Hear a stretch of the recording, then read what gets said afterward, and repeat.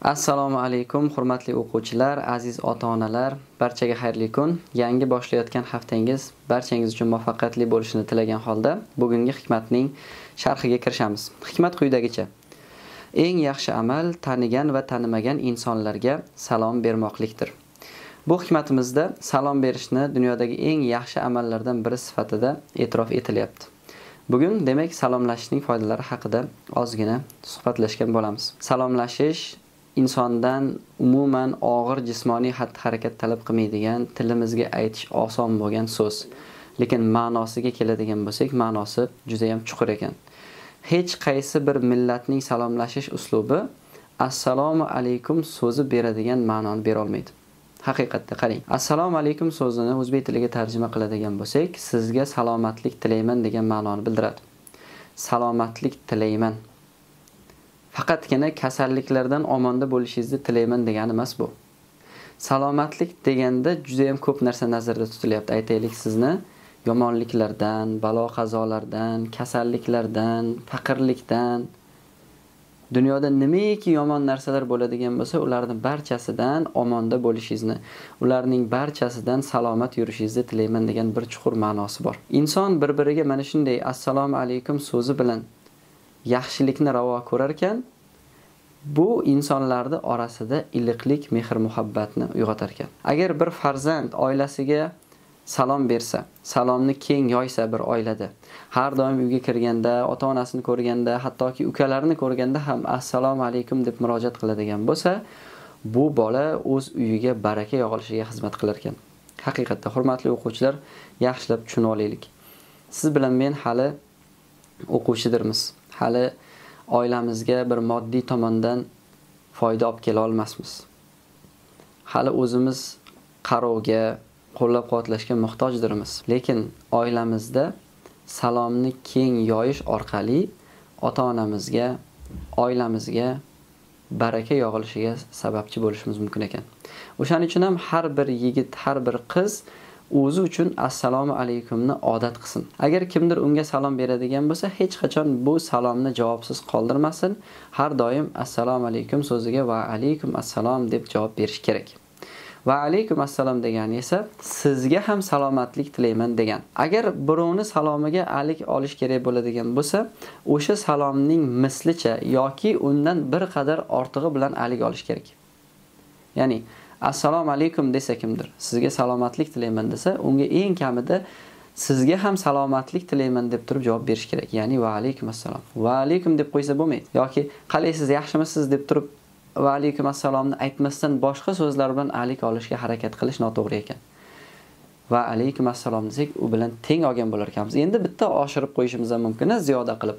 Va alaykum assalom va rahmatulloh deyiladigan bo'lsa, sizga ham salomatlik va Yaratganning rahmatini tilayman degan bir go'zal ma'noni anglatadi. Agar kimdir siz bilan bizga assalomu alaykum va rahmatulloh desa, ya'ni sizga salomatlik va Yaratganning rahmatini tilayman desa, biz unga va alaykum assalom deb qo'ysak bo'lmaydi. Chunki ularning bergan salomidan bir qadar past maqomda bo'lib qoladi. Biz u bilan teng alik olishimiz kerak. Ya'ni sizga ham salomatlik va Yaratganning rahmatini tilayman deyish kerak. Yoki undan bitta ziyodasi bilan va alaykum assalom va rahmatullohi va barakatuh. Sizga ham salomatlik, Yaratganning rahmatini va barakatini tilayman deb juda ham chiroyli alik olishimiz mumkin ekan.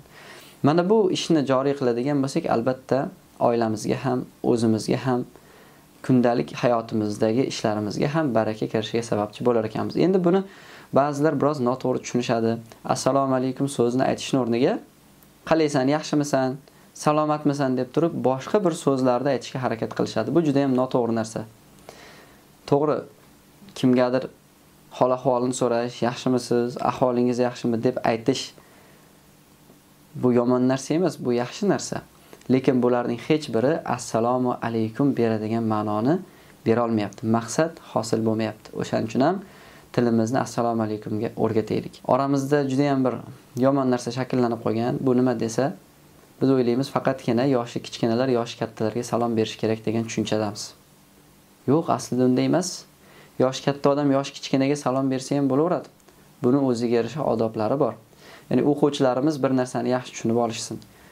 Siz faqatgina o'zingizdan kattaga salom berishingiz kerak emas, balki o'zingiz qatorlarga ham, do'stlaringizga ham, o'zingizdan kichiklarga ham hattoki salom berishingiz mumkin. Qarang, bir farzand erta tong uyg'onar ekan, o'zidan kichkina ukalariga, singillariga assalomu alaykum desa, hali endi katta bo'layotgan bolajonlar ham uni akasidan, o'zini opasidan bu salomni eshitgandan keyin tili salomga o'rganadi. U ham salom beradigan bo'ladi. Bilasizmi? Ba'zi bir bolalarda 10, 12, ba'zida 15 yoshida ham salom berishni o'rgatish qiyin. Mana shunday bir yoshlarni ko'rdik, mana shunday o'quvchilarni ko'rdikki, hech kimga salom bermasdan o'tib ketadiganlari bor. Salomni ma'nosini tushunib olaylik. Bu yerda birovga salomatlik tilash bor. Siz o'zingizdan kichkinaga salomatlik tilasangiz, bu sizni uni oldida darajangiz past bo'lib qolishini anglatmaydi. Bir voqeani aytib beraman, o'rni kelganda, bir kun qadrdonlarimiz bilan yig'ilib tursak, ichimizda endi yosh katta insonlar ham bor edi. Bir tanishimiz bir burchakdan o'tib qoldi. Uzoqroqda bo'lgani uchun o'sha turgan joyidan turib salom berdi. Assalomu alaykum dedi. Bir do'stimiz ovozini baland qilib va alaykum assalom deb alik oldi salomiga. O'sha paytda birdan jahli chiqib joyida to'xtadi-da, men senga salom berayotganim yo'q deb aytayapti. Ya'ni men o'sha yerda turgan kattalarga salom beryapman deb aytdi. Juda ham g'alati bir holat bo'ldi. Endi u bolani ham ayblash noto'g'ri. Nimaga deganda u shunchaki faqat kichkina kattaga salom berish kerak degan tushunchaga borib qolgan bo'lishi mumkin. Agar assalomu alaykumning ma'nosini bilgan deydi, balki o'zidan kichkinaga ham salom berishga odatlangan bo'lardi.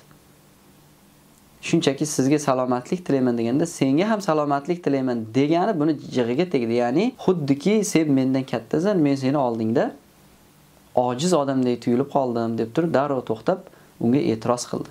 Biz bunaqa bo'lmaylik. Bu juda ham noto'g'ri narsa. Mana tasavvur qiling, ikkita yoshi teng, lavozimi teng odam bir-biri bilan ko'rishib qolsa, kim birinchi salom beradi, bilasizmi?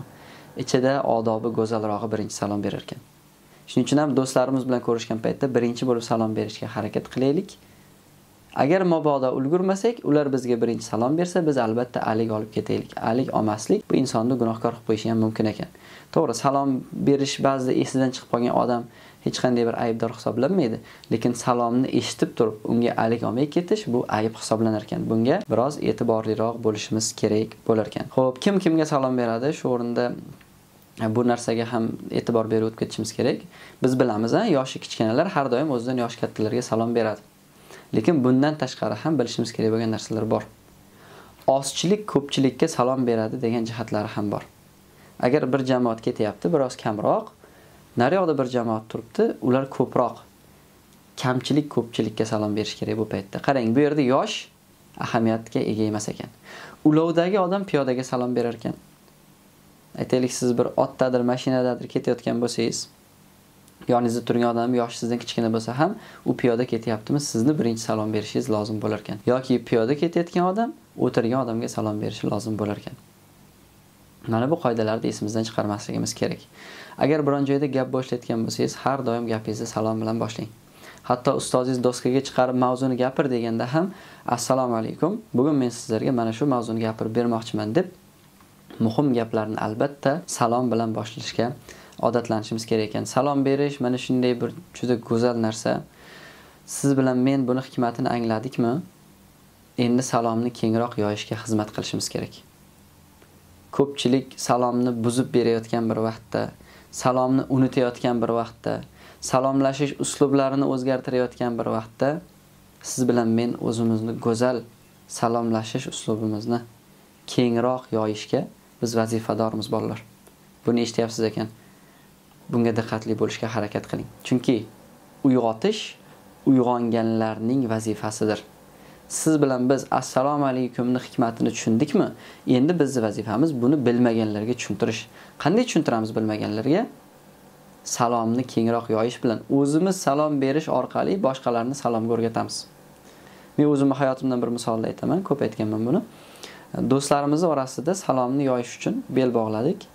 Agar menga qo'ng'iroq qilishganda qalaysan, yaxshimisan deb so'z boshlasa ham men salom bilan javob berdim. Ijtimoiy tarmoqlardan yozishganda ham salom bilan javob berdim. Oradan bir oy o'tmasdan menga murojaat qiladigan do'stlarim avvalo salom berib, ana undan keyin murojaatini bildiradigan bo'lishdi. Bu narsa o'zimizni maktab davridagi sinfdoshlarimiz orasida ham keng yoyilishiga sababchi bo'ldi. Va men bemalol ayta olamanki, endi buni biz tajribadan o'tkazdik. Demak, inson xohlasa yaxshi odatlarni bemalol boshqalarga singdirishi mumkin ekan. Va buni eng tez bo'lishi insonni o'zi qanchalik amal qilishi bilan bo'lar ekan. Qanchalik ko'p amal qilsak, shunchalik boshqalarga yuqishi ham buni osonlashar ekan. Xo'p, vazifalarga to'xtalib o'tamiz. Bu hafta davomida erta tong 6 gacha uyg'onishga harakat qilaylik va kundalik daftarimizda, o'sha odob kundaligida belgilab borasizlar. Sanani yozasiz va ertalab 6 gacha uyg'onishingiz kerak. Badan tarbiya qilish esimizdan chiqmasin. Xonamizni o'zimiz yig'ishtirishga harakat qilamiz bu haftada doimiy ravishda va maktabga ketishdan avval ota-onaning duosini olgan holatda ularga yaxshi ko'rishimizni aytib yo'lga chiqamiz. Va maktabdan qaytganda ham ota-onamizga yaxshi ko'rishimizni aytib qo'llaridan o'pib duosini olamiz. Shunda biz kunimizni ota-onaning duosi bilan boshlab, ota-onaning duosi bilan tugatgan bo'lamiz. Endi o'ylang, bu kun qanchalik barakali bo'lar ekan ota-onaning duosi bilan boshlangani uchun. Endi salom berish masalasida kun davomida eng kamida 20 ta odamga salom berishga harakat qiling. U yog'i cheksiz. Eng kamida 20 ta dedik. Kimdir 200 ta, kimdir balki 1000 ta salom berar, buni bilmadik. O'tgan safargi hikmatimizda har kuni kitob o'qish haqida men gapirgandim. Kechamizdan bugunimiz yaxshi bo'lishi uchun biz ilm o'rganishimiz kerak edi. Mana shu yangi ilmlarni shakllantirish uchun albatta 10 bet kamida kitob o'qing. Ota-onangiz bilan kechqurun 20 daqiqa suhbatlashing. Mana shu olinayotgan videoni tahlilini birgalikda qilsanglar ham bo'ladi. Va ehson quti sizlarga vazifa berilgan. Uyimizda ehson qutimiz bo'lishi kerak. O'sha ehson qutiga qanchadir miqdorda kam ko'pligini qizig'i yo'q, muhimi pul solishga harakat qilaylik. Bugungi darsimizdan asosiy ikkita vazifani eslatib o'tamiz. Hafta davomida bunga juda ham e'tibor bilan turasizlar. Xo'p, bugun hammaga avvalo siz salom bering. Eng birinchi bo'lib salom berishga harakat qiling. Kimdir sizdan oldinroq salom berishga ulgurmasin. Agar kimdir sizdan oldin salom berishga ulgurdimi, demak siz bu vazifani bajarmadingiz hisob. O'sha biz aytganimiz 20 ta eng kamida odamga birinchi bo'lib salom berishga harakat qilasiz. Va ko'chadan uyga kirganda salom berib kirishga odatlaning. Agar uyda odam bo'lmasa ham, o'ylamangki, salomim javobsiz qoldi. Yo'q, salomingiz hech qachon aliksiz qolmaydi. Albatta unga alik oladigan topiladi. Shuning uchun ham uyga kirganda ham salom berib kirasizlar. Bugun salomlashning foydalari haqida suhbat qildik. O'ylaymanki, siz uchun foydali bo'ldi. Keyingi haftada ko'rishguncha assalomu alaykum.